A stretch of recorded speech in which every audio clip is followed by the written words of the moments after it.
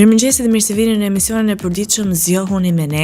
Data sot shënon 23 janar dhe ne si çdo ditë tjetër do të kthehemi pas në histori, art dhe kulturë.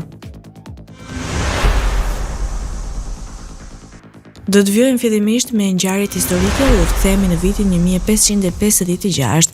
Në Ki ndodh tërmeti i Shaanxi, i cili është më vdekjeprursi në histori, duke shkaktuar mbi 830.000 viktima. Në vitin 1571, mbretëresha Elisabeta e parë Anglisë nënshkruan kartën mbretërore për themelimin e Bankës së Londrës. Në vitin 1849, Elisabeta Blekolli bëhet gruaja e parë që merr licencën për të praktikuar mjekësinë në Shtetet e Bashkuara të Amerikës. Në vitin 1943, fillon konferenca e Casablancës, ku udhëheqësit aleat vendosin për fitoren pa kushte ndaj fuqive të Boshtit. Dhe në vitin 2005, Viktor Jushchenko betohet si presidenti i Ukrainës pas revolucionit portokalli. 23 janari është dita 23 e kalendarit gregorian. Kështu që deri në fund të vitit kanë mbetur edhe 342 ditë. Ngjarje 393. Perandori romak Theodosi e shpalli djalin e tij 9 vjeçar, Honorius, bashk perandor. 1793. Rusia dhe Prusia ndajnë Polonin. 1897. Elvazona Haster u gjetë e vdekur në Grenbir Country. 1899. U formua Lidhja e Pejës. 1916. Isa Boletini vritet në prit në Podgoricë. 1996. U paraqit versioni i parë i gjuhës programuese Java. 2002. Daniel Pearl u rrëmbye dhe u vra në Karachi, Pakistan. Do të vijmë tani të flasim për lindjet e shquara dhe në vitin 1783 kemi ardhin e jetës Stendalit, shkrimtar francez, autor i romanit E kuqja dhe e zeza. Në vitin 1832, Edouard Manet, piktor francez dhe një nga pararendësit e impresionizmit. Në vitin 1891 kemi ardhin e jetë Antonio Gramsci, filozof dhe politikan italian, themelues i Partisë Komuniste të Italisë. Në vitin 1957, Caroline, princesha e Monakos, vjen në jetë. Dhe në fund, në vitin 1894, Arjen Robben, futbollist holandez, vjen në jetë. Lindje 1857. Lindi Andrija Mohorović, gjeofizikan kroat. 1936. Lindi Dimiter Anagnosti, regjisor shqiptar. 1948. Lindi Anita Pointer, këngëtare amerikane. 1950. Lindi John Grewes, muzikant anglez. 1953.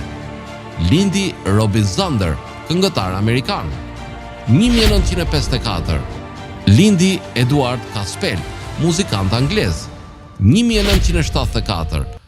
Lindi Samsa Astala, muzikant finlandez. 1984. Lindi Arjen Robben, futbollist holandez.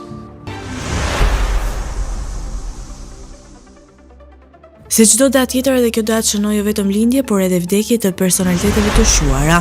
Dhe në vitin 2002 kemi ndarjen nga jeta të Otto III, perandori i shenjtë romak.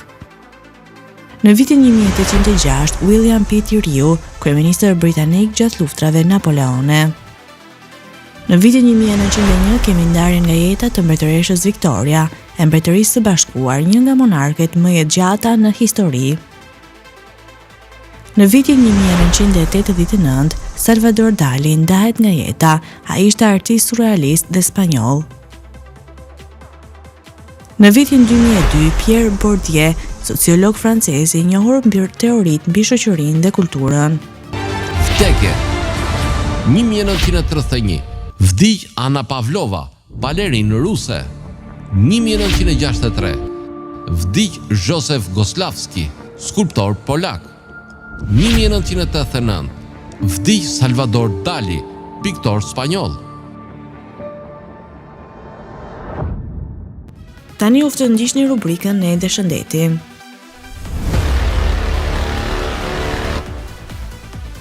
Mendja është një barishte shumë e pasur në ushqyes për vlera në shëndetin ton. Vitaminat dhe mineralet që ajo përmban e rendisin atë ndër erëzat dhe barishtet më të shëndetshme për organizmin. Në mjekësinë popullore kineze, mendja përdoret gjërësisht për vlerat e saj qetësuese dhe aromatike. Ajo konsiderohet shumë e dobishme në përmirësimin e shëndetit të mëlçisë, mushkërisë dhe zorës së trash. Mendja sjell shumë benefite për shëndetin. Ka një përmbajtje të lartë antioksiduese që është një nga karakteristikat më bazë që e bëjnë mendjen kaq beneficiale për shëndetin tuaj. Kjo bim përmban vitamina A, B, B1, B2 dhe C, si dhe minerale si zinku, kalciumi dhe magnesi.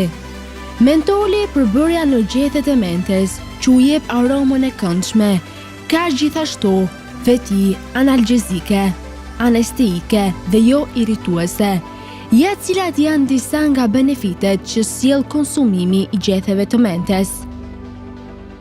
Konsumimi i rregullt i gjetheve të mentes ndihmon në përmirësimin e sistemit tretës. Mentoli është një përbërës që gjendet tek të gjitha barishtet e familjes botanike, ku bën pjesë mentja ose nenexhiku, të cilat qetësojnë muskujt e aparatit tretës duke zbutur dhimbjet.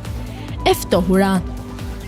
Vlerat e mentes janë në përgjithësi pozitive në zhbllokimin e rrugëve të frymarrjes të prekura nga i ftohti dhe gripi. Ndihmon në zbutjen e simptomave të alergjisë. Acidi rosmarinik, një agent antioksidues dhe antiinflamator në mente, është studuar shumë për potencialin që ka në lehtësimin e simptomave të alergjisë sezonale dhe të astmës. Ky antioksidant punon duke parandaluar enzimat COX-1 dhe COX-2. Higjiena e gojës. Mendja ndihmon në largimin e erës së keqe të gojës. Ajo është efikase kundër mikrobeve që akumulohen në dhëmb dhe në qiellës dhe optimizon higjienën e gojës. Funksionet e trurit. Aroma e mentes mjafton për të përmirësuar fuqinë e trurit dhe për të përmirësuar funksionet dhe aftësitë e tij. Mendja për tretje të shkëlqyer. Vaji esencial i mentes dhe nenexhikut përshpejton zbrazjen e stomakut nga mbetjet ushqimore. Mendja zbut dhe qetëson fytyn, hundët dhe pjesë të tjera të sistemit të frymarrjes. Është analgjezike. Studimet të kryera në Gjermani dhe Iran kanë arritur në të njëjtin përfundim. Mendja është një ilaç i mirë kundër dhimbjeve të kokës dhe migrenës. Në të dy rastet, ekspertët kanë konstatuar redukim të dhimbjeve në masën rreth 40%.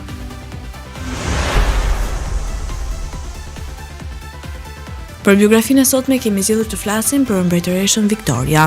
Mbretëresha Victoria lindi në një kohë kur familja mbretërore britanike ishte në një situatë delikate.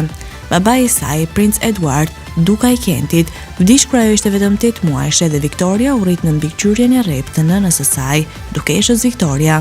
E izoluar nga pjesa tjetër e familjes mbretërore, ajo u edukua sipas sistemit të njohur si sistemi Kensington, që synonte ta bënte të varur nga nëna dhe këshilltarët e saj.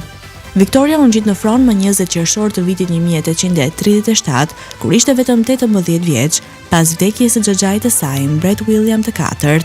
Ajo ishte gruaja e parë që mbretëroi pas periudhës së gjatë të mbretëreshës Elizabeth të parë dhe u bë simbol i stabilitetit për një Britani që ndryshonte me shpejtësi. Në vitin 1840, Victoria u martua me princin Albert, një martesë që u konsiderua e lumtur dhe produktive. Ata kishin 9 fëmijë, të cilët u martuan me familje mbretërore në të gjithë Europën, duke bërë Victorian të njohur si gjyshja e Europës.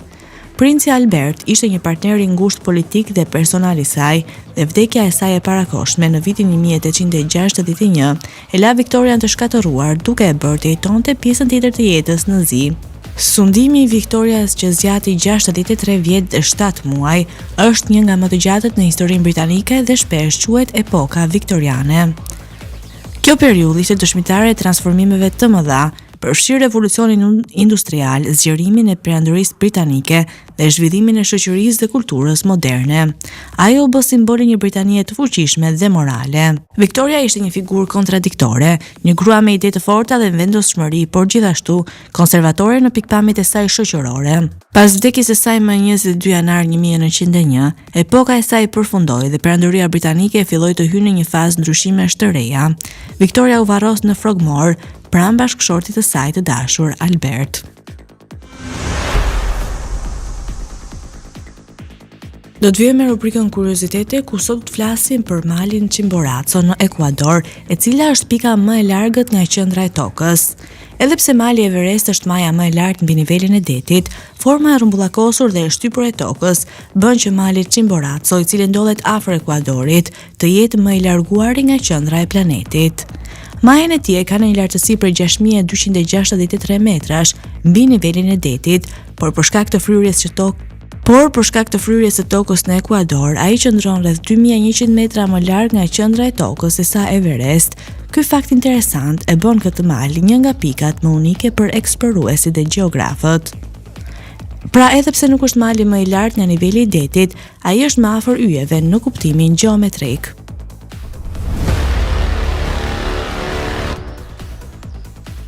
Tani do t'ju ftoj të ndiqni parashikimin e motit për territorin shqiptar. Territori shqiptar për datën 23 janar 2026 do të jetë në ndikimin e masave ajrore relativisht të paqëndrueshme, duke sjellë mot kryesisht të vrenjtur dhe reshje shiu në shumë zona të vendit. Paraditja do të karakterizohet nga vranësira të dendura në pjesën më të madhe të territorit, ndërsa pasditja sjell reshje të her pas hershme shiu në ulësirën perëndimore dhe Bregdet. Temperatura minimale pritet të zbresë deri në -1 gradë Celsius, ndërsa ajo maksimale do të arrijë deri në 15 gradë Celsius në zonat jugore dhe bregdetare. Gjatë ditës priten shumë pak intervale me diell për shkak të vranësirave të shpeshta. Era do të fryejë lehtë deri mesatare nga drejtimi juglindor me shpejtësi 3 deri në 5 metra për sekond. Deti do të ketë dallgëzim të ulët deri mesatar rreth 1 deri në 2 ball. Indeksi ultraviolet për Tiranën më 23 janar 2026 pritet të jetë i ulët rreth 1. Sipas të dhënave astronomike, lindja e diellit në Tiranë më 23 janar do të jetë rreth orës 6:53 minuta, ndërsa perëndimi rreth orës 16:52 minuta. Temperaturat minimale dhe maksimale për disa qytete kryesore të Shqipërisë do të jenë si më poshtë. Shkodër, 7 deri në 11 gradë Celsius. Kukës, 4 deri në 10 gradë Celsius. Peshkopi, 3 deri në 8 gradë Celsius. Tiranë, 8 deri në 14 gradë Celsius. Durrës, 7 deri në 15 gradë Celsius. Kavaj, 7 deri në 15 gradë Celsius. Elbasan, 7 deri në 14 gradë Celsius. Berat, 5 deri në 15 gradë Celsius. Korçë, 0 deri në 7 gradë Celsius. Vlorë, 9 deri në 14 gradë Celsius. Gjirokastër, 6 deri në 12 gradë Celsius. Sarand, 9 deri në 15 gradë Celsius. Tani u ftoj të ndiqni parashikimin e motit për territorin e Kosovës. Territori i Kosovës për datën 23 janar 2026 do të jetë në ndikimin e masave ajrore të ftohta, duke sjellë mot kryesisht me vranësira dhe intervale të shkurtra kthjellimi. Paraditja do të jetë e ftohtë me vranësira, ndërsa pasditja vijon me mot të qëndrueshëm pa reshje në shumicën e qyteteve. Temperatura minimale pritet të zbresë deri në -3 gradë Celsius, ndërsa ajo maksimale do të arrijë deri në 9 gradë Celsius. Era do të fryejë lehtë nga drejtimi verilindor me shpejtësi 2 deri në 4 metra për sekond. Indeksi ultraviolet për Prishtinën më 23 janar 2026 pritet të jetë i ulët rreth 1. Sipas të dhënave astronomike, lindja e diellit në Prishtinë më 23 janar do të jetë rreth orës 6:51 minuta, ndërsa perëndimi rreth orës 16:43 minuta. Temperaturat minimale dhe maksimale për disa qytete kryesore të Kosovës do të jenë si më poshtë. Mitrovica, -1 deri në 8 gradë Celsius. Podujev, -2 deri në 8 gradë Celsius. Skënderaj, -2 deri në 9 gradë Celsius. Pej, 0 deri në 6 gradë Celsius. Prishtinë, -1 deri në 8 gradë Celsius. Gjakov, 0 deri në 9 gradë Celsius. Malishev, 0 deri në 8 gradë Celsius. Gjilan, -3 deri në 7 gradë Celsius. Ferizaj, 0 deri në 9 gradë Celsius. Kaçanik, 0 deri në 8 gradë Celsius. Suharek, 1 deri në 9 gradë Celsius. Prizren, 1 deri në 8 gradë Celsius. Të nderuar teleshikues, kemi arritur në fund të emisionit edhe për ditën e sotme. Bashkë do të rishim sërish nesër në Potën Jytënor. Deri atëherë, mirupafshim.